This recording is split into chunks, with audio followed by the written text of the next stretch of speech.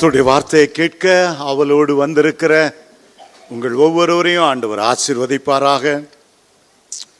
கடந்த சில மாதங்களாக நாம் தானியேல் தீர்க்கதரிசியின் புஸ்தகத்தை தியானித்து கொண்டு வருகிறோம். இன்றைக்கும் கூட நம்முடைய தியானத்திற்காக தானியேல் தீர்க்கதரிசியின் புஸ்தகம் 10ஆம் அதிகாரத்தை நாம் எடுத்துக்கொள்ளுவோம். பழைய ஏற்பாட்டிலே 1045ஆம் பக்கத்தில் இருக்கிறது. தானியேல் 10ஆம் அதிகாரம் 1ஆம் வசனத்திலிருந்து வாசிக்கிறேன். தீர்க்க தரிசன புஸ்தகங்களை நாம் வாசிக்கும் போதெல்லாம் இனி சம்பவிக்கிறவைகள் என்ன, உலகத்தின் முடிவு என்ன, கர்த்தருடைய வருகை எப்பொழுது இருக்கும், ஆழமான ரகசியங்களை நாம் அறிந்து கொள்ளுகிறோம். தானியேலின் தீர்க்கதரிசியின் புஸ்தகம் இனி வரப்போகிற காலங்களை நமக்கு தெரிவிப்பது மட்டுமல்ல, வரப்போகிற காலத்துக்கு நம்ம எப்படி ஆயத்தப்படுத்தி கொள்ள வேண்டும் அதையும் நமக்கு தெரிவிக்கிறது. வேதத்தில் 1725 வசனங்கள் கர்த்தருடைய வருகை குறித்து, கடைசி காலங்களை குறித்து பேசுகிறது. புதிய ஏற்பாட்டிலே 11 வசனங்களுக்கு ஒரு வசனம் வீதம் இனி சம்பவிக்க போகிற காரியங்களை குறித்து வேதம் சொல்லுகிறது. பழைய ஏற்பாட்டிலே மாபெரும் தீர்க்கதரிசியாக தானியேல் விளங்கினார். புதிய ஏற்பாட்டிலே மாபெரும் தீர்க்கதரிசியாக யோவான் அப்போஸ்தலன் விளங்கினார். தானியேலும் தேவனுக்கு பிரியமானவர் என்று அழைக்கப்பட்டார். யோவான் அப்போஸ்தலன் கிறிஸ்துவுக்கு அன்பானவர், ஆண்டவருக்காக பாடு செய்தவர். அவரும் ஆண்டவருக்கு பிரியமானவர் என்று அழைக்கப்பட்டார். 2 பேருக்கும் பரலோக தரிசனம் கிடைக்கும் போது தானியேலுக்கும் ஏறக்குறைய 90 வயது, அதே நேரம் அப்போஸ்தலனாகிய யோவானுக்கும் 90 வயது. தானியேல் மற்றவருடைய தீர்க்க தரிசன புஸ்தகங்களை வாசித்து விசேஷமாக எரேமியா தீர்க்கதரிசியின் புஸ்தகத்தை வாசித்து அந்த தீர்க்க தரிசனங்கள் நிறைவேறுதலை குறித்து கண்ணும் கருத்துமாய் இருந்தார். அதனால் அப்போஸ்தலனாகிய யோவான் இயேசு கிறிஸ்து சொந்த வாயினாலே வருகின் அடையாளங்கள் எல்லாம் சொன்னாரே. மத்தேயு 24ஆம் அதிகாரத்தில், மார்க்கு 13ஆம் அதிகாரத்தில், லூக்கா 21ஆம் அதிகாரத்தில் அந்த வருகையின் அடையாளங்களெல்லாம் மனதில் வைத்து கர்த்தருடைய வருகைக்காக அவர் ஆயத்தமாகி கொண்டிருந்தார். இப்பொழுது இந்த 10ஆம் அதிகாரத்துக்குள்ளே நாம் செல்ல போகிறோம். 10ஆம் அதிகாரத்தில் 1 முதல் 3 வசனங்களை வாசிக்கும் போது தானியேலுக்கு இருந்த அக்கறை, இஸ்ரவேல் ஜனங்கள் மேல் உள்ள அக்கறை, எருசலேமிலே தேவாலயம் கட்டப்பட வேண்டுமே என்கிற ஒரு அக்கறை, அதை குறித்து நாம் வாசிக்கிறோம். அதற்கு பிறகு தானியேல் 10ஆம் அதிகாரம் 4ஆம் வசனத்திலிருந்து 14ஆம் வசனம் வரையிலும் தானியேலுக்கு ஏற்பட்ட ஒரு அற்புதமான தரிசனத்தை குறித்து, அதில் இயேசு கிறிஸ்து எப்படி அவருக்கு வெளிப்பட்டார் என்பதை குறித்து வாசிக்கிறோம். தானியேலை சந்தித்த 3 முக்கியமான நபர்கள் உண்டு. ஒன்று கேப்ரியேல் தூதன், அடுத்தது மிகாவேல் தூதன், அடுத்தது நம்முடைய ஆண்டவராகிய கர்த்தர். அதை குறித்து 4ஆம் வசனத்திலிருந்து 14ஆம் வசனம் வரையிலும் நாம் வாசிக்கிறோம். அதுக்கு பிறகு 15ஆம் வசனத்திலிருந்து 21ஆம் வசனம் வரையிலும் மனித கண்களுக்கு புலப்படாத ஒரு யுத்தம், வான மண்டலத்திலே ஒரு யுத்தம், ஆவிகளின் மத்தியிலே போராட்டம், அதை குறித்து கடைசி வசனங்களை வாசிக்கிறோம். ஆகவே இந்த 10ஆம் அதிகாரத்தை 3 பகுதிகளாக பிரிக்கிறோம். மீண்டும் சொல்கிறேன், முதல் பகுதி தானியேலுக்குள்ள அக்கறை, 2வது ஆச்சரியமான தரிசனம், 3வது கண்காணாத உலகத்திலே நடக்கப்படுகிற யுத்தம். சரி, இப்போது நாம் வசனத்துக்கு செல்ல போகிறோம். பெர்சியா ராஜாவாகிய கோரேஸ் அரசாண்ட 3ஆம் வருஷத்திலே பெல்சசார் என்று பெயரிடப்பட்ட தானியேலுக்கு ஒரு காரியம் வெளியாக்கப்பட்டது. அந்த காரியம் சத்தியமும் நீடிய யுத்தத்துக்கு அடுத்ததுமாயிருக்கிறது. இந்த காரியங்களை அவன் கவனித்து தரிசனத்தின் பொருளை அறிந்து கொண்டான். அந்த நாட்களில் தானியேலாகிய நான் 3 வார முழுவதும் துக்கித்துக் கொண்டிருந்தேன். அந்த 3 வாரங்களாகிய நாட்கள் நிறைவேறும் மட்டும் ருசிகரமான அப்பத்தை நான் புசிக்கவும் இல்லை, இறைச்சியையும் திராட்சரசமும் என் வாய்க்குள் போகவும் இல்லை. நான் பரிமள தைலம் பூசி கொள்ளவும் இல்லை. முதல் வசனம் சொல்லுகிறது, பெர்சியா ராஜாவாகிய கோரேஸ் அவருடைய 3ஆம் வருஷத்திலே. நீங்கள் 9ஆம் அதிகாரத்தை வாசிப்பீர்கள் என்றால் அகசுவேறு ராஜாவின் முதல் வருஷத்தில் என்று ஆரம்பிக்கிறது. கிபி 538 அதை எழுதுகிறார். இந்த 9ஆம் அதிகாரம் எழுதிய 4 வருஷங்கள் கழித்து இந்த 10ஆம் அதிகாரத்தை எழுதுகிறார். கோரேசின் 3ஆம் ஆண்டு, கிபி 534ஆம் ஆண்டு. இந்த ரெண்டுக்கும் இடையில 4 வருட காலங்கள் கடந்து போனது. அதுக்கு பிறகு தானியேலுக்கு ஒரு காரியம் வெளிப்பட்டது. தானியேலுக்கு என்று ஏதோ ஒரு தூரத்தில் உள்ள ஒரு ஆள் போல 3ஆம் நிலைமையில தானியேலுக்கு என்று சொல்லப்பட்டிருக்கிறது. நான் நினைக்கிறேன் தானியேல் இந்த புஸ்தகத்தை எழுதினாலும் அரசாங்க ரீதியாய் பெல்சசார் என்ற பெயர் அவருக்கு சூட்டப்பட்டிருந்தது. ஆகவே தனக்கு என்று எழுதாமல் முதல் வசனத்தில் தானியேலுக்கு வெளிப்படுத்தப்பட்டது. அநேக நேரம் டிஜிஎஸ் தினகரன் அவர்கள் பிரசங்கம் பண்ணும்போது தனக்கு ஏற்பட்ட அற்புதமான சம்பவங்களை குறித்து சொல்லும்போது நான் எனக்கு கிடைத்த தரிசனம் சொல்ல மாட்டார். ஒரு தேவனுடைய மனிதனுக்கு எப்படி தரிசனம் கிடைத்தது. அப்போஸ்தலனாகிய பவுலும் கூட தான் 3ஆம் வானம் வரைக்கும் எடுத்துக்கொள்ளப்பட்ட தன்னுடைய தரிசனத்தை எழுதும்போது 2 கொரிந்தியர் 12ஆம் அதிகாரத்தில் குறிப்பிடுகிறார், நான் கிறிஸ்துவுக்குள்ளாக ஒரு மனிதனை அறிவேன். அவன் 14 வருஷத்துக்கு முன்னாலே 3ஆம் வானம் வரைக்கும் எடுத்துக்கொள்ளப்பட்டான். யாரோ ஒரு தேவ மனுஷனை எழுதுகிறது போல அவர் எழுதுவார். அதனால் அதுக்கு கீழே உள்ள வசனத்தை வாசித்தா அது அப்போஸ்தலனாகிய பவுல் என்று நாம் அறியலாம். இந்த முதல் வசனத்தில் தானியேல் இருந்து கொண்டு தானியேல் என்று யாரோ ஒருத்தரை சூட்டி காண்பிப்பது போல எழுதுகிறார். ஆனால் 2ஆம் வசனத்தை வாசிக்கும் போது வேதம் சொல்லுகிறது, அந்நாட்களிலே தானியேலாகிய நான் 3 வார காலம் அளவும் துக்கித்து கொண்டிருந்தேன். தன்னுடைய ஜனங்களை குறித்த ஒரு பாரம், எருசலேமை குறித்த ஒரு பாரம், சிறையிருப்பிலிருந்து ஜனங்கள் மீட்கப்பட வேண்டுமே என்கிற ஒரு பாரம். இப்பொழுது அவருக்கு ஏறக்குறைய 88 வயதாகிவிட்டது. 16 வயதிலே அவர் இஸ்ரவேல் தேசத்தை விட்டு பாபிலோனிய தேசத்துக்கு வந்தார். இப்பொழுது அவருக்கு 85 வயது, ஏறக்குறைய 69 வருஷம் ஆகிவிட்டது. அடுத்த வருஷத்திலே சிறையிருப்பு முடிவடைகிறது. முதல் பேட்சாக இஸ்ரவேல் ஜனங்கள் தங்களுடைய தேசத்துக்கு போய் சேர்ந்தார்கள். முதல் பேட்சில் கிட்டத்தட்ட 42,000 பேர் பாபிலோனிய தேசத்திலிருந்து இஸ்ரவேல் தேசத்துக்கு போய் சேர்ந்துட்டாங்க. சேர்ந்த உடனே முதல் செய்த காரியம், ஆண்டவருக்காக எருசலேம் மதிலை கட்டினார்கள். நெகேமியா அந்த மதிலை கட்ட ஆரம்பித்தார். செருபாபேல் என்ற வாலிபன் அந்த இடத்துக்கு அஸ்திபாரமிட்டான். ஆனால் அவர்கள் நினைத்தபடி வேலை துரிதமாக நடக்கவில்லை. நிறைய எதிர்ப்பு இருந்தது.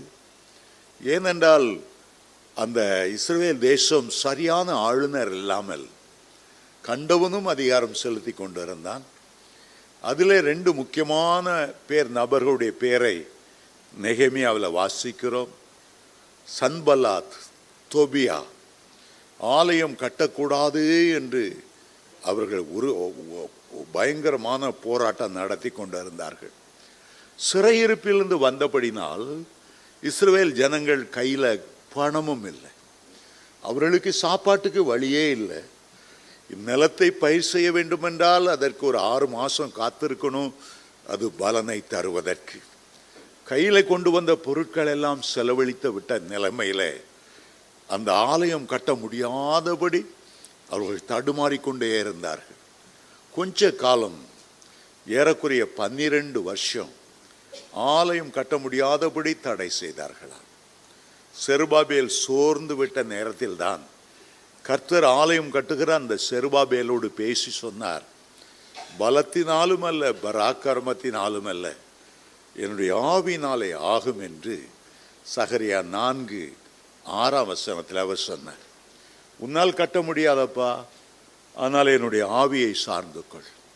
ஆண்டவர் சொன்னார், செருபாபேலின் கைகளே இந்த ஆலயத்துக்கு அஸ்திபாரம் போட்டது, அவனுடைய கைகளே இந்த ஆலயத்தை கட்டி தீர்க்கும். செருபாபேல் கைகளில் உள்ள தூக்கு நூலை கர்த்தருடைய கண்கள் சந்தோஷமாய் பார்க்கிறது, சந்தோஷமாய் பார்க்கிறது. செருபாபேலை ஆண்டவர் உற்சாகப்படுத்தினார். மறுபக்கம் எதிர்த்து நின்ற சாத்தானை பார்த்து சொன்னார், பெரிய பர்வதமே, பெரிய எதிர்ப்புகளே, ஆலயம் கட்ட முடியாதபடி வந்திருக்கிற போராட்டங்களே, நீங்கள் எம்மாத்திரம் செருபாபேலுக்கு முன்பாக நீ சமபூமியாவாய். தலைக்கல்லை அவன் கொண்டு வருவான். எந்த தலைக்கல்லை நேபுகாத் நேச்சார் கண்டாரோ, வீடு கட்டுகிறவர்கள் ஆகாது என்று தள்ளப்பட்ட அந்த தலைக்கல் இந்த வீடு கட்டுகிறவர்களுக்கு மூளைக்கல்லாய் மாறிற்று. தலைக்கல்லை கர்த்தர் கொண்டு வருவார்.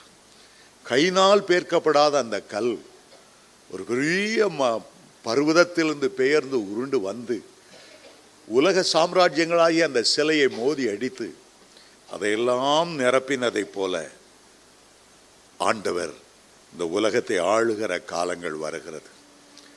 சரி, தானியேல் இப்போது இதையெல்லாம் கேள்விப்படுகிறார். ஒரு பக்கம் ஜனங்கள் இஸ்ரவேலுக்கு பயணமாக ஆரம்பித்து விட்டார்கள். போனவர்கள் பல நிந்தைகளை அனுபவித்தார்கள். நெகேமியாவை வாசிக்கும் போது எருசலேம் அலங்கம் சுட்டரிக்கப்பட்டு கிடந்த ஒரு கோரமான காட்சி கண்டு நெகேமியா 1-4 அதற்காக அவன் அழுதி புலம்பி சில நாட்கள் மௌனமாய் இருந்து அதுக்கு பிறதான் அவன் ஜெபம் பண்ண ஆரம்பித்தான். அதுபோல இங்கே தானியேல் ஜெபம் பண்ண ஆரம்பிக்கிறார். மற்றவர்களைப் போல அந்த 85ஆம் வயதிலே பழுத்த முதிர்ந்த நிலைமையிலே சிறையிருப்பிலே இருந்து மீட்டெடுக்கப்பட்டு தன்னுடைய தேசத்துக்கு போக விரும்பவில்லை. ஒருவேளை கர்த்தர் அதற்கு அங்கீகாரம் கொடுக்காமல் இருந்திருக்கலாம். நீ கடைசி வரை நீ பாபிலோனில் இருக்கணும், பல காரியங்களை நான் உனக்கு சொல்ல போகிறேன், அவைகளெல்லாம் நீ எழுத வேண்டும். ஆகவே ஒருவேளை தானியேலுக்கு தன்னுடைய தேசம் திரும்பி போகணுன்னு ஆசை இருந்தாலும் பழுத்த பழமாகிய 85 வயசுக்கு மேலே நம்ம அங்கேருந்து என்ன செய்ய போகிறோம்? இங்கிருந்து தேவ ஜனங்களுக்காக நாம் உபவாசம் பண்ணி ஜெபம் பண்ண போகிறேன். ஒரு அக்கறையுள்ள ஒரு தீர்க்கதரிசி, தன் ஜனங்களை குறித்த ஒரு பாரமுள்ள ஒரு தீர்க்கதரிசி. ஏதோ செய்தியை கேட்டுவிட்டு ஒரு காதில் வாங்கி மறு காதில் விட்டுறாம மிகுந்த பாரம் கொண்டு அவர் ஜெபம் பண்ண ஆரம்பித்தார். அவர் பல ராஜாக்களுக்கு முதன்மந்திரியாக இருந்தவர். வேலைப்பளு அதிகமாக இருந்திருக்கும்.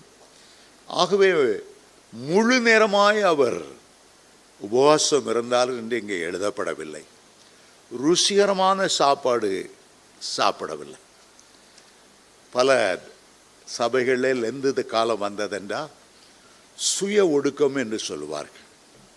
அந்த லெந்து நாட்களில் பூச்சோட மாட்டார்கள் சகோதரிமார்கள், நான் வெஜிடேரியன் சாப்பிட மாட்டார்கள் சகோதர சகோதரிகள், குடும்பத்தில் திருமண காரியங்கள் புது மனை புகு விழா நடத்த மாட்டார்கள். கிறிஸ்துவனுடைய சிலுவை பாடுகளோடு நாங்கள் எங்களை இணைத்து கொள்ளுகிறோம் என்று சொல்லுவார்கள். சுய வெறுப்பின் காணிக்கையாக ஒரு மாதத்தின் 1 நாள் சம்பளமோ 2 நாள் சம்பளமோ தேவாலயத்திலே கொண்டு வந்து படைப்பார்கள். அதுபோலத்தான் தானியேலை குறித்து வேதத்தில் வாசிக்கிறோம். ருசிகரமான உணவு நான் சாப்பிடலை, இறைச்சி நான் சாப்பிடலை, திராட்சை ரசம் நான் சாப்பிடலை, பரிமள தைலம் நான் பூசிக்கொள்ளவில்லை. 21 நாட்களும் அவர் உபவாசத்திலே தரித்திருந்தார். பல வகையான உபவாசங்களை குறித்து வேதம் நமக்கு சொல்லுகிறது. எஸ்தர் உபவாசிக்கும் போது 3 நாட்கள் கடுமையான உபவாசம். அவள் இரவும் பகலும் உபவாசித்தாள். புசியாமலும் குடியாமலும் உபவாசித்தாள். ஒரு பயங்கர வெறி கொண்டு தன் ஜனத்தை எப்படியாவது அழிவிலிருந்து மீட்க வேண்டும், துஷ்ட ஆமானுடைய சதியிலிருந்து ஜனங்கள் பாதுகாக்கப்பட வேண்டும் என்பதற்காக தண்ணி கூட குடிக்கலாம், புசியாமலும் குடியாமலும் ஒரு கடுமையான உபவாசம். என்னுடைய வீட்டுக்கு ஒரு சன்னியாசி வருவார், அவர் எச்சு கூட ஒழுங்க மாட்டார். சிலர் அப்படிப்பட்ட சூரியன் உதயத்திலிருந்து சூரியன் அஸ்தமிக்கிற வரையிலும் ஜெபிப்பார்கள். சாமுவேல் காலத்தில் இஸ்ரவேல் ஜனங்கள் எல்லாரும் மிஸ்பாவில் கூடி வர செய்து காலையிலிருந்து இரவு வரையிலும் உபவாசித்தார்கள்.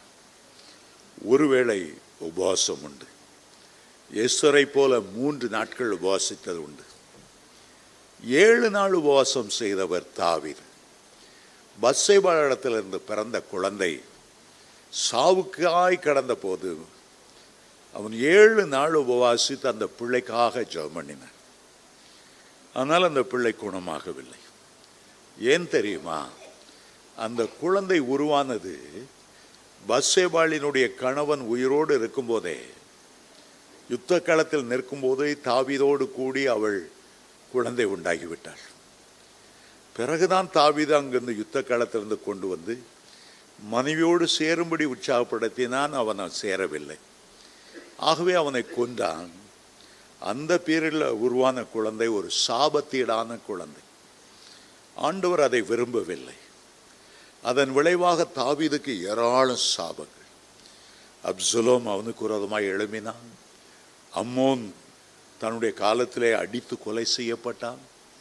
பயங்கரமான சாபங்கள். ஆகவே அந்த குழந்தையும் அந்த சாபத்தை சுமந்தது. 7 நாட்கள் தாவீது உபவாசம் பண்ணியும் கர்த்தர் மனம் இறங்கவில்லை. ஆகவே அந்த குழந்தைக்காக 7 நாள் அவர் உபவாசம் பண்ணினார். தானியேல் 21 நாள். இது முழு உபவாசம் என்று சொல்ல முடியாது.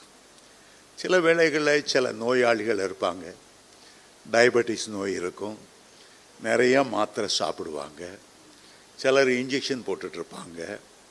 டாக்டர்ஸ் அட்வைஸ் என்ன, இந்த நேரத்தில் நீங்கள் ஃபுல்லாக உபவாசம் பண்ணக்கூடாது, உபவாசம் பண்ணுனா பிரச்சனை ஆகிவிடும். ஆகவே நிறைய பக்தர்கள் என்ன சொல்கிறாங்க, உன்னுடைய சாப்பாட்டை கொஞ்சம் குறைச்சிக்க. காலையில் 5 இட்லி சாப்பிட்றியா, இப்போ 1 இட்லி சாப்பிட போதும். ஃபாஸ்டிங்கில் ஃபாஸ்டட் லைஃப், உபவாசம். 5 இட்லி சாப்பிட்டேன்னா 2 இட்லி சாப்பிட்டுக்க. மத்தியானம் 3-4 கரண்டி போட்டு சாப்பிட்ற ஆள் ஒரு அரை கரண்டி போட்டு சாப்பிட்டுக்க. இதை ஃபாஸ்டட் லைஃப் என்று சொல்லுவாங்க. முழுக்க ஃபாஸ்டிங் இல்லை, ஆனால் கொஞ்சம்.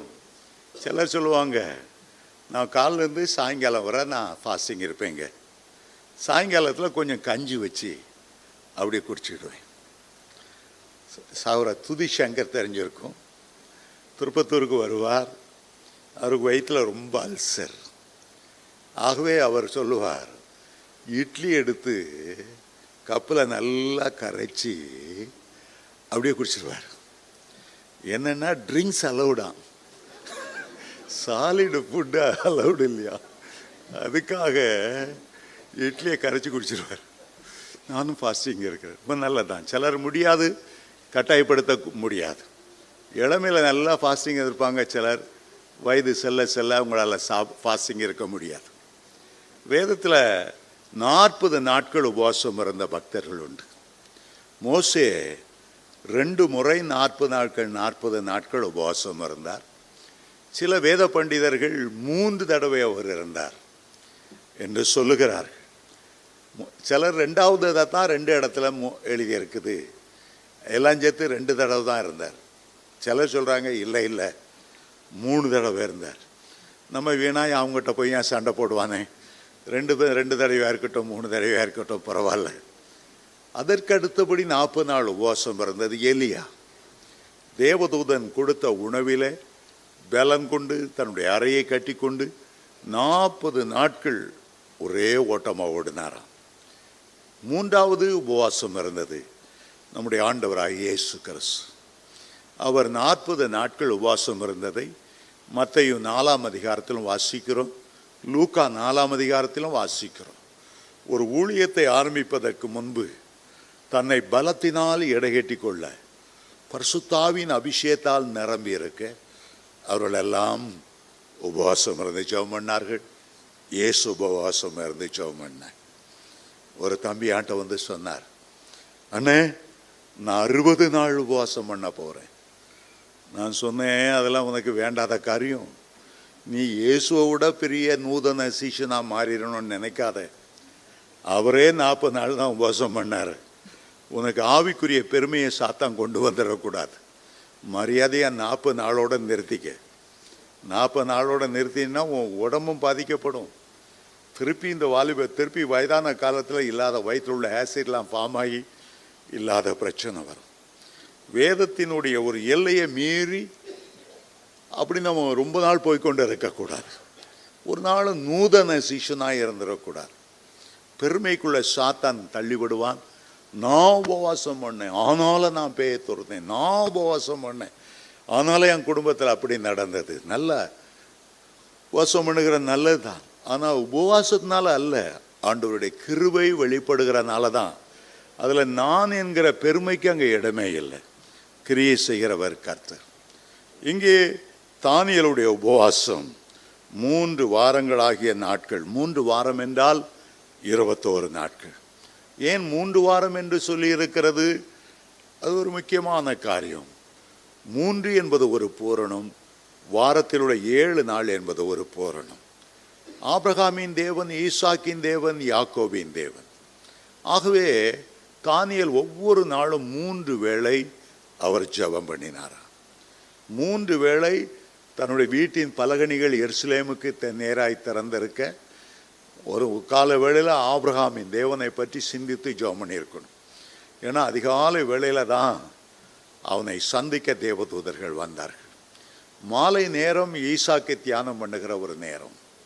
இரவு நேரம் யாக்கோபு முழு இரவும் தேவனோடு போராடி ஜெபிக்கிற நேரம். பிதாவை நோக்கி, குமாரனாய் இயேசுவை நோக்கி, பரிசுத்தாவியானவரை நோக்கி தன்னுடைய ஆவி ஆத்துமா சரீரத்தை ஒடுக்க 3 வாரம் தேவ சமூகத்தில் விழுந்து கிடந்தார். சிலர் எப்போ பார்த்தாலும் உபவாசம் சொல்லுவாங்க, சாப்பிடாமல் இருப்பாங்க, ஆனால் ஜெபம் பண்ணுறது கிடையாது. ஜெபம் ரொம்ப அதிகமான நேரத்தை நம்ம ஒதுக்கணும். ஃபாஸ்டிங் நேரத்தில் சில நேரம் ரொம்ப வேகாக போயிடும். நம்மளால் ஜெபிக்க முடியாதபடி அப்படியே சோர்வாயிரும். அந்த நேரம் என்ன பண்ணலாம்? நல்லா அருமையான மியூசிக்கை போட்டுட்டு அழகான டிஎஸ் தினகரன் அவருடைய தேவ பிரசன்னம் ஊட்டுகிற பாடல்களை பாட்டுவிட்டு, இல்லை தந்தை பெர்க்மேன்ஸ் பாடுற சில அருமையான பாட்டு, டக்கா புக்கான்னு குதிக்கிற பாட்டு பாடாமல், பெரிய மண்ணு அப்படி ட்ரம் அடிக்காமல், பொருள் மேலே கண்ணு போச்சுன்னா அந்த பாட்டெலாம் விட்டுட்டு, நேசரேவும் தீரு பாதம் அமர்ந்து அப்படி மென்மையான பாட்டுகளை பாடி, அந்த பாடல்னால ஒரு தேவ பிரசன்னம் நம்முடைய மத்தியில் இறங்கி வரும்போது ஜெபம் பண்ண முடியலன்னாலும் படுத்துக்கொண்டு அப்படியே ஸ்தோத்திரம் பண்ணிக்கிட்டே இருக்கலாம். ஒரு அரை மணி நேரம் படுத்து தூங்கினாலும் பரவாயில்ல, திருப்பி எழும்பு உற்சாகமாக ஜெபம் பண்ணலாம். ஆகவே உங்களுடைய ஜெபம் அப்படியே கண்டினியூஸாக இருக்கணும் அப்படின்ட்டு தேவையில்லை. ஆனால் நீங்கள் ஜெபிக்கணும். ஜெபிக்காமல் உபவாசம்னா அது பட்னியே தவிர அது உபவாசம் இல்லை. உபவாசம்னா ஜெபிச்சிட்டு இருக்கிறது தான் உபவாசம். சாப்பாட்டை கொஞ்சம் ஒதுக்கி தேவ சமூகத்தில் அதிக நேரம் செலவழிக்காமல் சிலர் எப்போ பார்த்தாலும் உபவாசம். புருஷன் ஆஃபீஸ்லேருந்து டயர்டாக வருவார், பெஞ்சாதி ஒரு காஃபி கொடுக்கலாம் பார்ப்பான், அந்த அம்மாவை காணும், என்ன நீள போட்டு உபவாசம். அவனுக்கே கடைசியில் கோவம் வந்து 4 சாத்துவான். உபவாசத்தை ஒழுங்காக நிறுத்து. புருஷன் வர்ற நேரம் முகத்தை கழுவி பவுடர் பாட்டு சந்தோஷமாக வரவேற்று காஃபி கொடுத்துட்டு அதுக்கு பிறகு ஜோமன்னு பரவாயில்ல. எப்போ பார்த்தாலும் உபவாசம். புருஷன் 2 திட்டுனா உடனே உபவாசம். இதெல்லாம் மாய்மாலமான உபவாசம். இதுக்கெல்லாம் பதிலே கிடையாது. சரி, தானியேல் 4ஆம் வசனம். 1ஆம் மாதம் 24ஆம் தேதியிலே நான் இதக்கேல் என்னும் பெரிய ஆற்றங்கரையில் இருந்தேன். உபவாசத்துக்கு ஒரு நாள் அவர் குறிக்கிறார். இஸ்ரவேல் தேசத்தில் எபிரேய கேலண்டரில் ஒரு வருஷம் எப்போ ஆரம்பிக்கிறது என்றால், எந்த ஆண்டு பஸ்கா இஸ்ரவேலர் ஆசீர்வதித்து பஸ்கா இரத்தத்தை பூசினார்களோ அப்பொழுதுதான் அடுத்த நாள் தான் அவர்கள் அங்கிருந்து விடுதலையானார்கள். ஆகவே அவர் அந்த வருஷம் முதல் மாதத்தில் அவர் ஆரம்பிக்கிறார். இந்த முதல் மாதத்தில் 2-3 பண்டிகை சேர்ந்து வந்து விடுகிறது. முதல் அறுப்பு பண்டிகையும் வருகிறது, முதல் கதிர்களை அசைவாட்டு பண்டிகை வருகிறது, முதல் பலன்களை கர்த்தருக்கு ஏறெடுக்கிற பண்டிகை நாள் வருகிறது. ஆகவே அவர் உபவாசிக்கும் நாட்களை குறிக்கும் போது கூட ஒரு நோக்கத்தோடு அவர் குறிப்பிடுகிறார். வருஷத்தின் 1ஆம் மாதம் 24ஆம் தேதியிலிருந்து அந்த 24ஆம் தேதிக்குள்ளே அந்த 3 பண்டிகை வந்து விடுகிறது. அந்த பண்டிகை நேரத்தில் நான் இதக்கேல் என்னும் பெரிய ஆற்றங்கரையில் இருந்தேன். ஆதியாகமம் 2ஆம் அதிகாரத்தை வாசிச்சா ஏதேனில் 4 ஆறுகள் ஓடினது. கீகோன், வரிசையை பார்த்தா இதக்கேல், ஐப்ராத். இவர் இந்த இடத்துல ஐப்ராத்துங்கிற நதி அது ஈராக்கை ஒட்டி போடுகிறது. அன்றைக்கு இருந்த பாபிலோன் சாம்ராஜ்யத்தில் ஒரு பகுதி. ஆகவே அந்த நாட்களில் நான் நினைக்கிறேன் இதக்கேல் பக்கத்தில் உள்ள பாபிலோன் ஒரு மாகாணத்தில் ஒரு தானியலுக்கு ஒரு டியூட்டி போட்டிருந்துருக்கணும். ஆகவே அவர் என்ன செய்தார், ஒவ்வொரு நாளும் கவர்மெண்ட் வேலையை பார்த்துட்டு அந்த ஆற்றங்கரையில் இரவு நேரத்தில் ஒரு அமைதியான சூழ்நிலையில் அழகான காற்று வீசும்போது அங்கே போய் முழங்கால் படிக்கிட்டு இருக்க வேண்டும். அங்கே போய் அவர் ஜெபம் பண்ணினார். அந்த வருஷத்தின் முதல் மாதம். எனக்கு தெரியும், தமிழ்நாட்டில் ஒரு வல்லமையான ஊழியக்காரர், நான் அவரை போல ஆண்டவரால் பயன்படுத்தினார் நான் பார்த்ததில்லை. ஜனவரி 1ஆம் தேதி அவர் முழங்கால் படியிடுவார். 40 நாட்கள் புசியாமலும் குடியாமலும் இருப்பார். பிப்ரவரி மாதம் 9ஆம் தேதி தான் ஃபாஸ்டிங்கை முடிப்பார். ஜனவரி ஒவ்வொரு வருஷமும் அப்படி ஒரு வழக்கத்தை வைத்து கொண்டிருந்தார். இந்த 40 நாள் முடித்து வெளியே வரும்போது பலத்த அற்புதம் நடக்கும். ஒவ்வொரு வருஷமும் அதே போல் அவர் செய்வார். ஜீவானந்தம் அவர்களும் கூட ஒவ்வொரு வருஷமும் ஒரு 21 நாள் தனிமையாய் போய் விடுவார். ஃபுல் ஃபாஸ்டிங் இல்லை, ஆனால் 40 நாள் தேவனோடு செலவழிக்கணும். அந்த நாட்களில் மனுஷர் முகத்தை பார்க்க மாட்டார். இரவு நேரத்தில் 4 பேரிச்சம்பழமும் ஒரு பாலும் குடிப்பார். நல்ல ஸ்ட்ரென்த் அவருக்கு கிடைக்கும். 21 நாள் அவர் உபவாசிப்பார். அநேக பரிசுத்தவான்களுடைய வாழ்க்கையில் ஒவ்வொரு வருஷமும் அப்படி உபவாசித்து கொண்டு இருக்கிறதை காண முடியும். என்னுடைய மகன் ஆஸ்பான் ஜெபத்துறை முதல்ல 21 நாள் உபவாசம் பண்ணார். பிறகு கொஞ்ச நாள் 6 மாதம் கழித்து, டேடி இன்னும் 21 நாள் போகிறேன். சரிம்மா போய் திருப்பத்தூரில் போய் உபவாசம் இருந்தார். 3ஆம் தடவை உபவாசத்துக்கு போனார். எனக்கு கஷ்டமாக இருந்தது. 4ஆம் தடவை போன போது 14ஆவது நாளில் வயிற்றில் அல்சர் ஃபார்ம் ஆகி இரத்த வாந்தி எடுக்க ஆரம்பித்தார். நான் சொன்னேன், அம்மா உனக்கு கல்யாணம் ஆகிட்டு மனைவி இருக்காங்க, பிள்ளைகள் இருக்காங்க, நீ 21 நாள் இப்படி உபவாசம் பண்ணால் பிள்ளைகள்லாம் உன்னை நினச்சி ஏங்குவாங்க. 3ஆம் தடவை ஒரு உபவாசத்துக்கு போகும்போதே அவனுடைய மாமியார் என்கிட்ட ஒரே கம்ப்ளைண்ட், உங்கள் மகன் என்ன விளப்பழத்தீங்க, எப்போ பார்த்தாலும் ஃபாஸ்டிங் குடும்பத்தை கவனிக்காமல். அப்போ நான் என் மாட்ட சொன்னேன், மகனே லாங் ஃபாஸ்டிங்கெல்லாம் போகாத, ஒவ்வொரு மாதத்தில் நீ தசமம் பாங்கு கொடுக்குற மாதிரி 30 நாள் மாதம் இல்லையா, ஒரு 3 நாள் நீ ஃபாஸ்டிங் போ, அடுத்த மாதம் அடுத்த 3 நாள் ஃபாஸ்டிங் போ. ஒரேடியாக லாங்காக போனால் நீ ஒரு குடும்பஸ்தை. மனைவிக்கு செய்ய வேண்டிய பெரிய பெரிய கடமைகள், பிள்ளைகளுக்கு செய்ய வேண்டிய கடமைகள் உண்டு. ஆகவே மாதந்தோறும் 3 நாள், ரொம்ப ஹையாக போனால் வேணால் 7 நாள் போ. நீ 21 நாள் இனிமே போகிற நான் அலோவ் பண்ண மாட்டேன் என்று சொன்னேன். எல்லாவற்றிலும் நமக்கு ஒரு நிதானம் இருக்கணும், எல்லாவற்றிலும் நமக்கு ஒரு அளவு இருக்கணும். ஆகவே தானியேல் கவர்மெண்ட்டில் வேலை செய்கிறார், முக்கியமான பொறுப்பு. 21 நாள் உபவாசம் இருந்து மயங்கி விடுற நேரம் பார்த்து ராஜா கூப்பிடுவார். அதை செய்தியா, இதை செய்தியா, அந்த செய்தி அனுப்புனியா. கஷ்டப்படக்கூடாது. எப்போதுமே உபவாசம் இருக்கும்போது, ஒரு 3 நாளோ 7 நாளோ இருக்கும்போது முதல்ல உங்களை ஆயத்தப்படுத்தி கொள்ளுங்க. உபவாசம் போகிறதுக்கு முன்னால் ஒரு 3-4 நாளைக்கு முன்னாலேயே மற்றவங்க பேசுகிறதோ எல்லாம் நிறுத்திடுங்க. உபவாச ஜெபத்தில் என்னென்ன நீங்கள் ஆண்டவர்கிட்ட கேட்க போகிறீங்க ஒரு டைரி தயாரித்து எழுதி கொள்ளுங்க. 3 நாளைக்கு முன்னாலேயே உங்களுடைய மனதை ஆயத்தப்படுத்துங்க. நான் உபவாசிக்க போகிறேன், நான் உபவாசிக்க போகிறேன், ஆண்டவரோடு நெருங்க போகிறேன், ஆண்டவருடைய முகத்தை காண போகிறேன், தேவனுடைய மகிமையின் பிரசன்னத்தால் நிரம்பி இருக்க போகிறேன், சில பிரச்சனைகளுக்கு நான் முடிவு உண்டாக்க போகிறேன், கர்த்தரிடத்தில் நான் போராடி ஜெபிக்க போகிறேன், நான் ஜெபிக்க போகிறேன், நான் ஜெபிக்க போகிறேன். உங்களுடைய உள் உணர்வில் அந்த ஏக்கத்தை உருவாக்கி கொள்ளுங்க. சில வேளைகளை ஊர் வேலை, அந்த வேலை, இந்த வேலை எல்லாத்தையும் தலையில் எடுத்து போட்டுட்டு லாஸ்ட் மினிட் மட்டும் டென்ஷன் ஆகி அதை செய்யலை, இதை செய்யலே, ஆஃபீஸில் அந்த வேலை முடிக்கலையே, குடும்பத்தில் இது எலக்ட்ரிசிட்டி பில் கட்டலையே, இதெல்லாம் வச்சுட்டு நீங்கள் உபவாசத்தில் போய் உட்கார்ந்தீங்கன்னா உங்கள் உடம்பு தான் உட்கார்ந்துருக்குமே தவிர உங்கள் மனம் உட்கார்ந்துருக்காது. உங்கள் மனதை கான்சென்ட்ரேட் பண்ணுறதுக்கு 2-3 நாள் ஆயிரும். முதல் நாள்லேருந்தே தேவ பிரசன்னத்தை உணரணும்னா உங்களுக்குள்ள அந்த உணர்வை ஜெபிக்கணுங்கிற உணர்வை தட்டி எழுப்பணும்.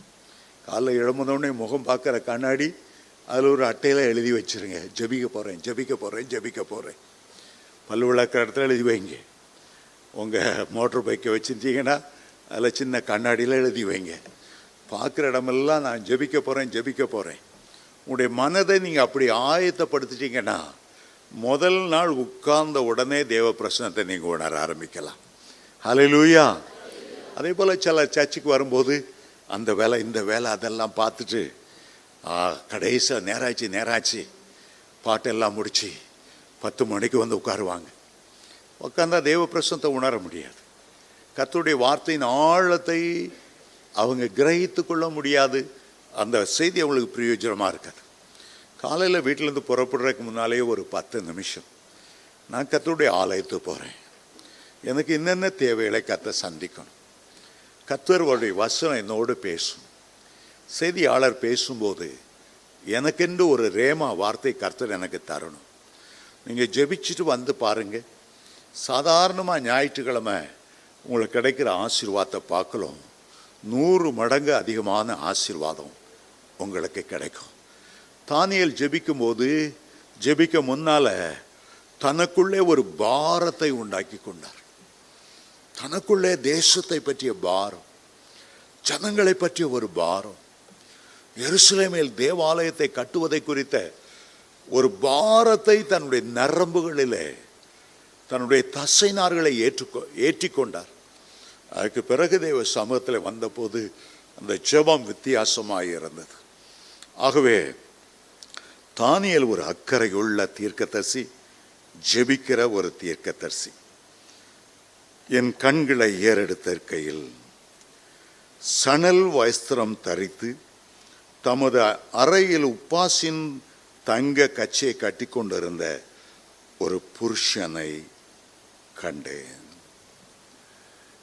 இது யாரும் அல்ல, அவர் கேப்ரியல் தேவதூதனை கண்டார், மிகாவேல் தேவதூதனை கண்டார்.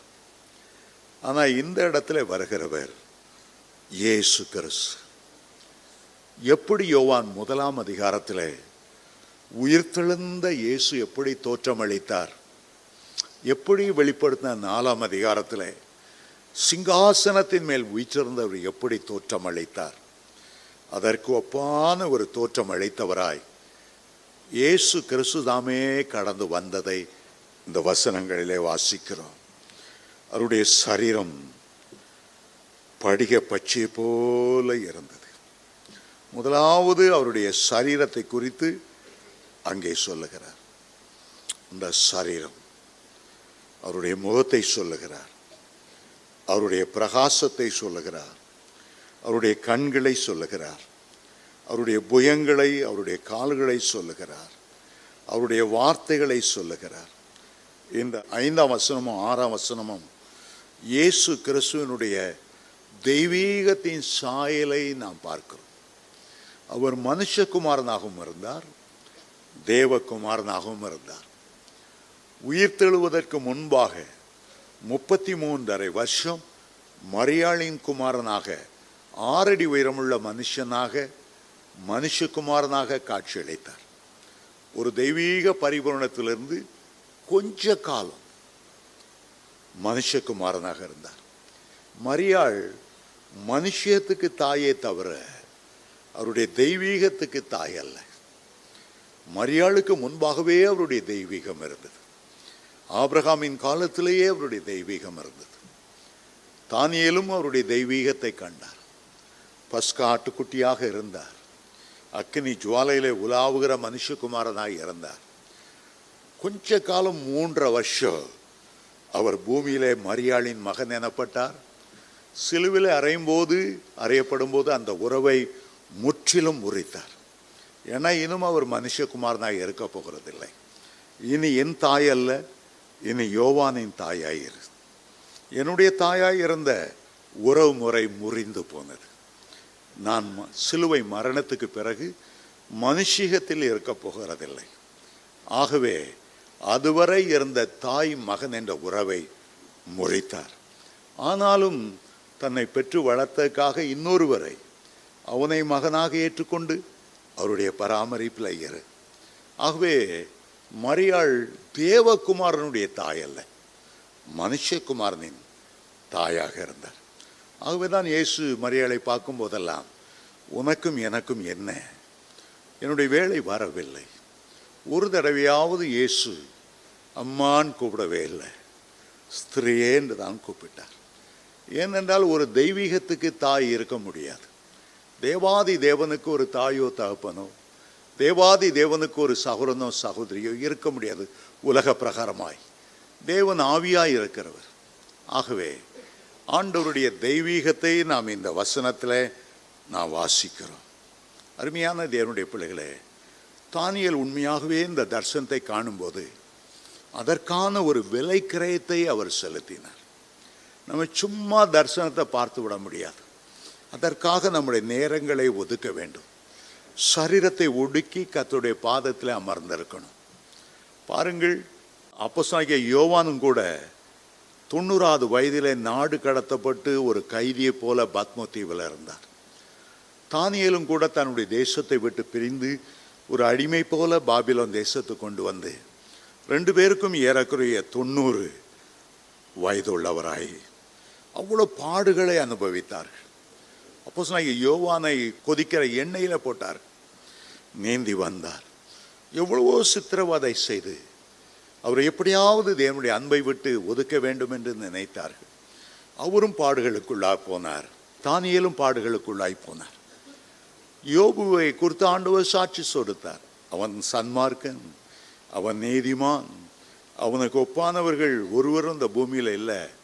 ஆனாலும் அந்த யோபுக்கு எவ்வளவோ பாடுகள். அந்த பாடுகளுக்கு பிறகுதான் 10 குழந்தைகளை இழந்து தன்னுடைய சரீரமெல்லாம் நோயினால் பாதிக்கப்பட்டு, அதுக்கு பிறகுதான் 42ஆம் அதிகாரத்தில் யோபுவில், என் கண்கள் உம்மை கண்டது, இதுவரை என் காதுகளினாலும் கேட்டேன், இப்போ நான் பார்க்கிறேன், என்ன நானே அருவறுத்து புழுதியிலும் சாம்பலையும் உட்கார்றேன் என்று சொன்னார். அந்த விலைக்கரையத்தை அவர் செலுத்தினார். அவருடைய மனைவியை போல ஆண்டவரை மறுதளிக்கவில்லை. ஏயா இன்னும் உயிர் வாழ்ந்துட்டு இருக்கிறீரு, உமக்கு ஒரு மழை கயிறு இல்லையா, கர்த்தரை தூஷித்து ஜீவனை விடும். ஆனால் யோபு மறுதளிக்கலை. கர்த்தர் கொடுத்தார், கர்த்தர் எடுத்தார், அவருக்கு ஸ்தோத்திரம். அருமையான தேவனுடைய பிள்ளைகளே, சோதனைகளும் பாடுகளும் ஒரு பக்கத்தில் நம்ம நொறுக்கினாலும் அது தேவனை கிட்டி சேருவதற்கு, அவருடைய தரிசனத்தை பெறுவதற்கு நமக்கு வழிவகுக்கக்கூடியதாக இருக்கிறது. இங்கே அப்போ தானியேலை குறித்து வாசிக்கிறோம். அவரோடு கூட இருந்தவங்கெல்லாம் ஓடிட்டாங்களாம். அவர் தனிமையாய் இருக்கும்போது ஆண்டவர் தன்னை வெளிப்படுத்தினார். அவர் வெளிப்பாடு வரும்போது, அவருடைய சத்தம் துணிக்கும் போது தானியேல கூட இருந்த அவ்வளோ பேரும் ஓடி ஒழிச்சிட்டாங்க. தானியேலை தனிமையாய் விட்டார்கள். பல வேளைகளில் தனிமையான நேரம் வருகிறது. எலியா கர்மேல் பர்வதத்தின் மேலே ஏறும்போது தனியாய் ஏறினார். அவருக்கு சப்போர்ட்டிவாய் அந்த கர்மேல் பர்வதத்தில் ஒருத்தரும் இருக்கவில்லை. எதிர்பக்கம் 450 பாகால் தீர்க்க தரிசிகள் இருந்தாங்க. எலியாவுக்கு அசிஸ்ட் பண்ணுற அசிஸ்டண்ட் கூட அந்த நேரம் இல்லை. தனியாய் நின்று கர்த்தரே தேவன் என்று முழங்கினார். தனியாய் நின்று வானத்திலிருந்து அக்கினியை இறங்க பண்ணினார். மோட்ச பிரயாணம் என்ற ஒரு புஸ்தத்தை வாசிச்சிருப்பீங்க. அதை எழுதினவர் பேர் ஜான் பனியன். அவர் ஆண்டவர் மேலே உள்ள பக்தியினால கத்தோலிக்கர்கள் அந்த மார்க்கம் அந்த நேரம் புரொட்டஸ்டாண்டை ரொம்ப வேட்டையாடிச்சு. இவரை பிடிச்சி ஜெயிலில் போட்டாங்க. அந்த ஜெயிலில் அவர் போகும்போது ஒன்றே தான் எடுத்துகிட்டு போனார், பேனாவையும் பேப்பரையும். தனிமை சிறைச்சாலையில் இருக்கும்போது ஒவ்வொரு இரவும் ஆண்டவர் சில தரிசனங்களை தருவார். ஒரு மோட்ச பிரயாணியனுடைய பாதை எப்படி இருக்கிறது? கிறிஸ்டியான் எனப்பட்டவன் பாவத்திலிருந்து பரலோகத்தை நோக்கி செல்லும்போது என்னென்ன பிரச்சனைகள் வரும், எப்படி எப்படி மேற்கொள்ள வேணும், ஒவ்வொரு நாள் ராத்திரிலும் ஆண்டவர் பேசுவார். அதை அவர் எழுதுவார். பல வருஷங்கள் வேதாகமத்துக்கு அடுத்தபடியாக அதிகமான விற்பனையுள்ள ஒரு புஸ்தகம் அந்த மோட்ச பிரயாணம் தான். அந்த தனிமை நேரத்தில் தான் ஆண்டவர் அவ்வளவு ஆழமான காரியங்களை வெளிப்படுத்தினார். மில்டன் என்ற ஒரு பெரிய கவிஞன், அவருடைய 2 கண்களும் குருடான வேளையில் பாரடைஸ் லாஸ்ட், பாரடைஸ் கெயின், இந்த 2 அருமையான கவிதை புத்தகங்களை அவர் எழுதினார். என்னுடைய கல்லூரி நாட்களில் அது பாட புத்தகமாக இருந்தது. அவ்வளவு ஆழமான கருத்துக்கள். சில வேளைகளில் ஆண்டவர் நம்மை தனிமைப்படுத்தி தம்முடைய மகிமை வெளிப்படுத்துவார். ஜனத்தரள் மத்தியிலிருந்து நீ தனியாக என்னோடு வா. யாக்கோபு தன்னுடைய மனைவி பிள்ளைகளை அந்த நதி கரையில் ஒரு பக்கத்தில் வைத்துவிட்டு தனியாய் உட்கார்ந்து இருக்கும்போது தான் ஆண்டவர் இறங்கி வந்தார். அந்த நேரம் யாக்கோபு அவருடைய உறுதியாய் பிடித்து கொண்டார். என்னை ஆசீர்வதியும், என்னை ஆசீர்வதியும்.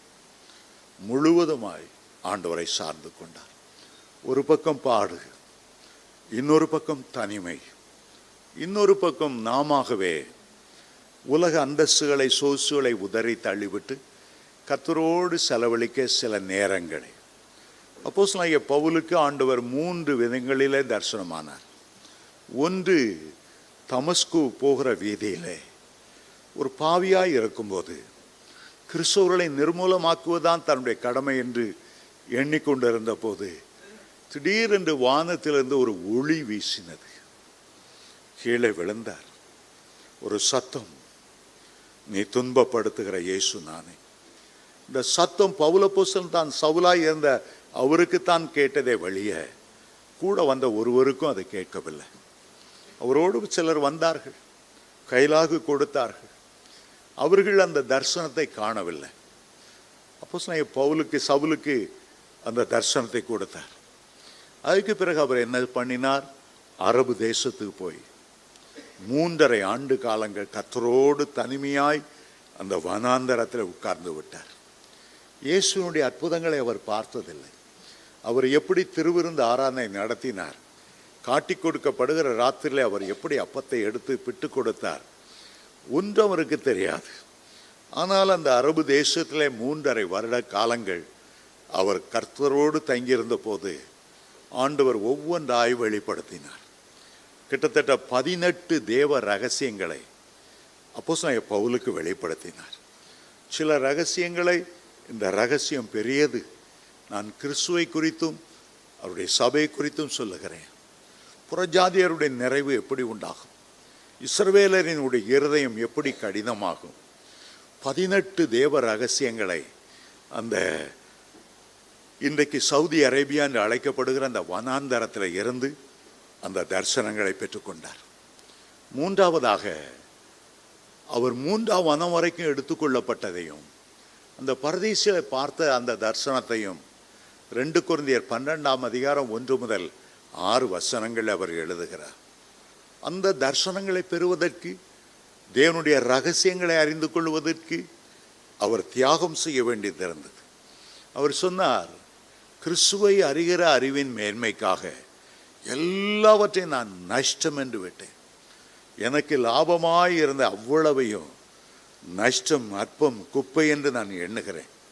எப்படியாவது நான் அவரை அறியணும், எப்படியாவது அவருடைய உயிர்த்தெழுதலின் வல்லமை அறியணும், எப்படியாவது அவருடைய பாடுகளின் ஐக்கியத்துக்குள்ளாகணும், எப்படியாவது நான் அவருடைய உயிர்த்தெழுதலை பங்கு பெறும்படி கிறிஸ்துவுக்காக எல்லாவற்றையும் நஷ்டம் என்று விட்டேன், குப்பையுமாக எண்ணுகிறேன்.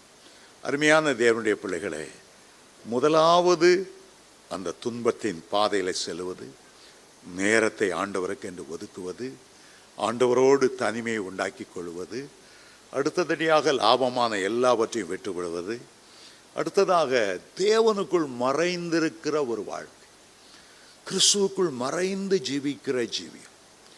மோசே சீனாய் மலையில் ஏறினார், ஆண்டவரை பார்த்தார். ஆனாலும் அவருடைய வாஞ்ச தேவனுடைய மகிமையை காணணும், தேவனுடைய மகிமையை காணும். ஆண்டவர் சொன்னார், என் பக்கத்தில் ஒரு கன்மலை உண்டு, அந்த வெடிப்புக்குள்ளே நீ மறைந்து கொள். நீ அந்த வெடிப்புக்குள்ளே உன்னை காண்பிக்காமல் நீ மறைந்து கொள். கிறிஸ்துவுக்குள் மறைந்து இருந்த போதுதான், அந்த கன்மலையின் வெடிப்புக்குள்ளே அவன் மறைந்து இருந்த போதுதான் தேவனுடைய மகிமையை கண்டார். கிறிஸ்துவுக்குள்ளே மறைந்து ஜீவிக்கிற ஜீவி. இன்றைக்கு உலகத்தார் தங்களை காண்பிக்க வேண்டும் என்று விரும்புகிறார். கிறிஸ்துவ மார்க்கத்திலும் தங்களை வெளிப்படுத்தணும்னு விரும்புகிறாங்க. யாரை பார்த்தாலும் டாக்டரேட், யாரை பார்த்தாலும் அப்போஸ்தலன், யாரை பார்த்தாலும் பிஷப்பு, யாரை பார்த்தாலும் கார்டினல், யாரை பார்த்தாலும் பெரிய பெரிய பெரிய பட்டங்களை போட்டு வால் போஸ்ட் அடிக்கும்போது, ஓ இவர் வல்லமையான தீர்க்கதரிசி, ஓ இவர் சோமளிக்கிற வரத்தை பெற்றவர், தங்களை காண்பிக்க விரும்புகிறார்கள். இதனால கர்த்தருடைய வருகையில் அநேகம் பேர் காணப்படாமல் போவார்கள். அதெல்லாம் பெருமைக்கு வழி வைக்கக்கூடியதாகும். ஒரு சின்ன ஒரு ஊழியத்தை ஆரம்பித்த ஒருத்தர், அதான் ஃபஸ்ட்டு அவர் சின்ன சபையை ஆரம்பிக்கிறார். அவருடைய பேரு கீழே பார்த்தேன், சீஃப் பாஸ்டர். இது ஒரு 10 சபை வச்சு அதுக்கு தலைமை போதகர்னா பரவாயில்ல, இப்போ தான் சர்ச்சை ஆரம்பிக்கிறதுக்குள்ள அதுக்குள்ள சீஃப் பாஸ்டர். இப்படி பெருமைகளும் மேட்டிமைகளும் கர்த்தர் அருவருக்கிற ஒரு காரியம். ஆண்டவர் விரும்புகிறது என்ன? நீ கர்த்தருக்குள்ள மறைந்து கொள், உன்னை நீ வெளிப்படுத்தாத. உன்னுடைய வாழ்க்கையெல்லாம் கர்த்தரை வெளிப்படுத்தணும். ஏசாயா அந்த சேராபீன்கள் எல்லாம் பார்க்கும்போது 2 செட்டுகளால் முகத்தை மூடிட்டுது. எங்களை பார்க்காத, எங்கள் முகத்தில் ஆராய்ச்சி பண்ணாத, எங்கள் கண் எப்படி இருக்கு, நீல நிற கண்ணா, கருப்பு நிறப்பண்ணா, மீசை இருக்கா இல்லையா, கருப்பு முடியா, வெள்ளை முடியா, எங்களை பார்க்காத. நீ பார்க்கணுன்னா அன்பையும் இரக்கத்தையும் கிருபையும் பார்க்குற ஆண்டவரையே உன்னுடைய கண்கள் பார்க்கட்டும். ஆகவே தான் யோவான் ஸ்நானன் எப்போதும் சொல்லுவார், நான் சிறுகவும் அவர் பெருகும் வேண்டும், அவர் பெருகும் வேணும். கர்த்தருடைய வருகையில் அட்ரஸே இல்லாமல் கிறிஸ்துவுக்குள்ளே மறைந்து ஜீவிக்கிற அநேக தேவ பிள்ளைகள் பல கிராமங்கள்லேருந்து அங்கேருந்து வந்து பரலோகத்தை நிரப்புவாங்க. பரலோகம் ஒரு பெரிய சஸ்பென்ஸான இடம். ஒரு பக்தன் விதமாய் சொன்னார், யார் யாரெல்லாம் பரலோகத்தில் இருப்பாங்க, அப்படி அப்படி நட்சத்திரங்கள் போல பிரகாசித்த அவங்கெல்லாம் அங்கே வந்துடுவாங்க. நம்ம யாரை நினைக்கிறோமோ அவங்கெல்லாம் வரமாட்டாங்களாம். யாரெல்லாம் வரமாட்டாங்க, இவன் பாவிலாம் பெரிய பாவி, அவெல்லாம் அங்கே வந்துடுவாங்க. பரலோகத்தில் முதல் சர்ப்ரைஸ், எவன் வரமாட்டான்னு நினைக்கிறீங்களோ அவன் அங்கே இருப்பாங்க, எவன் வருவான்னு நினைக்கிறோமோ அவன் அங்கே இருக்க மாட்டாங்க. அடுத்த பரலோகத்தில் ஒரு பெரிய சர்ப்ரைஸ், நீங்கள் அங்கே இருக்கிறதா பெரிய சர்ப்ரைஸ். நானாக அங்கே வந்தேன், ஆண்டவர் என் மேலையா இவ்வளவு கிருபை பாராட்டினார், எனக்கா அந்த ஒளிமயமான மகிமையான தேசம். ஆகவே நமக்கு ஒரு பெரிய சர்ப்ரைஸாக இருக்கும். ஒருத்தர் பார்க்கும்போது, பிரதர் எப்படி வந்தீங்க, சிஸ்டர் எப்படி வந்தீங்க? அது தேவனுடைய கிருபை. நான் தசம பாகம் கொடுத்தேன், நான் சண்டே கிளாஸ் எடுத்தேன், நான் ஏழைகளுக்கு அப்படி செய்தேன், சர்ச்சு கட்டுறதுக்கு இவ்வளோ கொடுத்தேன். இல்லை, நம்ம பரலோகத்துக்கு எப்படி வரோம்? ஆண்டவருடைய கிருபை. ஆமென், ஹல்லேலூயா. நம்முடைய ஓட்டம் எப்படி வெற்றியோட முடியும்? ஆண்டவருடைய கிருபை. நம்ம மறைத்து கொள்ளணும். ஆகவே தான் தேவனுடைய மகிமையை காண்பதற்காக மோசே பார்த்த ஆண்டவர் சொன்னார், இந்த கன்மலையிலே நீ மறைத்துக்கொள். எலியாவை பார்த்த ஆண்டவர் சொன்னார், நீ யாரும் பார்க்காதபடி அந்த கேரி ஆற்றங்கரையில் நீ ஒளிஞ்சிக்க. அங்கே கொஞ்சம் போல தண்ணி வருது, சொட்டு சொட்டான தண்ணி. அது வற்றி போச்சு, 3 வருஷம் மழையே இல்லாமல். அந்த தண்ணீரை குடிச்சிக்க. உனக்கு சாப்பாடு கொடுக்குறதுக்கு நான் ஒரு காக்காவை ஏற்படுத்துகிறேன். சீச்சி காக்காவா? ஐயோ, செத்த எலியெல்லாம் திங்கமே, அதான் வாயில் கொத்தி நீ மறைஞ்சிக்க, உன்னை நீ வெளிப்படுத்தாத. ஆகவே தான் உன்னத பாட்டு 2:14, கண்மலையின் வெடிப்புகளிலும் சீரங்களில் மறைவிடங்களிலும் தங்குகிற என் புறாவே என்று ஆண்டவர் அழைக்கிறார். எப்போதும் நம்ம வெளிப்படுத்தாம, நம்முடைய அரிய பெரிய காரியங்களை பெருமைகளை பேசி கொண்டு வராம, கர்த்தருக்குள்ள மறைந்திருந்து எல்லாம் அவருடைய கிருபை. நான் ரட்சிக்கப்பட்டது அவருடைய கிருபை, நான் நிற்பதும் நிர்மூலமாகாததும் அவருடைய கிருபை. காலைதோறும் அவருடைய கிருபை எனக்கு புதிதாக இருந்தது. அவருடைய கிருபையினால் நிலைநிற்கிறேன், அவருடைய கிருபையினால் ஓடுகிறேன். உங்களை தாழ்த்தி அவருடைய கிருபைக்குள் ஒப்புக் கொடுப்பீர்கள் என்றால் உங்களுடைய ஓட்டம் வெற்றியோடு ஓடி முடியும். 91ஆம் சங்கீதத்தை வாசிக்கும் போது அதில் இப்போ விதமாய் ஆரம்பிக்கிறது, உன்னதமானவரின் மறைவில் இருக்கிறவர். இந்த மறைவில் நம்ம எப்போதும் இருக்கணும். உன்னதமானவருடைய மறைவிலே, சர்வ வல்லவருடைய நிழலிலே தங்குவார். கிறிஸ்துவுக்குள் மறைந்திருக்கிற ஒரு ஜீவியம், அவங்க தான் உண்மையான பரிசுத்தவான்கள். அந்த உன்னதமானவருடைய மறைவில் இருக்கும்போதுதான் தேவனுடைய முகத்தை மோசே கண்டார். அருமையான தேவனுடைய பிள்ளைகளே, தானியேல் அவ்வளோ பெரிய பிரதமராக இருந்தாலும் ஒரு 21 நாள் கிறிஸ்துக்குள்ளே மறைந்திருப்பதற்காக இதெக்கேல் என்கிற ஆற்றங்கரையில் போய் ஒரு சாதாரண மனுஷனாக முழங்கால் படியிட்டார். தன்னை காண்பித்துக் கொள்ளவில்லை, தன்னுடைய ஆவின் வரங்களை காண்பித்துக் கொள்ளலை. அந்தரங்கங்களை பார்க்கிற நம்முடைய அருமை ஆண்டவர் நமக்கு வெளியரங்கமாய் பதிலளிப்பார். கிறிஸ்துக்குள்ளே மறைந்திருந்த தன்னை வெளிப்படுத்தாமல் ஜீவித்தபடியால் தானியேலுக்கு ஆண்டவர் மறைப்பொருட்களை வெளிப்படுத்தி கொடுத்தார். கதை சித்தமானால் அடுத்த வகுப்பில் இந்த தரிசனத்தின் ஆழங்களை குறித்து நாம் சொல்ல போகிறோம். அதுக்கு அடுத்தபடியாக கண் காணாத ஒரு யுத்தம், வானமண்டலத்தில் எப்படி யுத்தம் நடக்கிறது, சாத்தானுடைய ஆளுகை எப்படி பிரிக்கப்பட்டிருக்கிறது, வானங்களை குறித்து, வானமண்டலத்தில் உள்ள பொல்லாத ஆவிகளின் சேனைகளை குறித்து, பூமியில ராஜ்யங்களை அவை எப்படி கண்ட்ரோல் பண்ணுகிறது, ஆழமான செய்தியை கர்த்தர் சித்தமானால் அடுத்த புதன்கிழமை நாம் கற்றுக்கொள்ளப் போகிறோம். நாம் இப்போது எழுந்திருக்க போகிறோம். தானியேலுக்கு சொப்பனங்களையும் தரிசனங்களையும் கொடுத்த ஆண்டவர் இந்த கடைசி நாட்களிலே உங்களோடு கூட அவர் பேச விரும்புகிறார். பூர்வ காலங்களிலே பங்கு பங்கையாக வகை வகையாக திருவிழம் பற்றின ஆண்டவர் கடைசி காலம் நெருங்க நெருங்க தம்முடைய அபிஷேகத்தை உங்கள் மேலே ஊற்றி, மாம்சமான யாவர் மேலும் என் ஆவியை ஊற்றும் போது கர்த்தருடைய குமாரர் குமார்த்திகள் தீர்க்கதரிசனம் சொல்லுவார்கள், அவருடைய வாலிபர்கள் தரிசனங்களை அடைவார்கள், மூப்பர்கள் சொப்பனங்களை காண்பார்கள், ஊழியக்காரர் மேலும் ஊழியக்காரிகள் மேலும் என் ஆவியை ஊற்றுவேன், தாவீதின் குடும்பத்தார் மேலும் எருசலேம் குடிகள் மேலும் என் கிருபையின் ஆவியையும் விண்ணப்பத்தின் ஆவியையும் ஊற்றுவேன். இன்றைக்கு கர்த்தர் அந்த அபிஷேகத்தை உங்களுக்கு தருவாராக.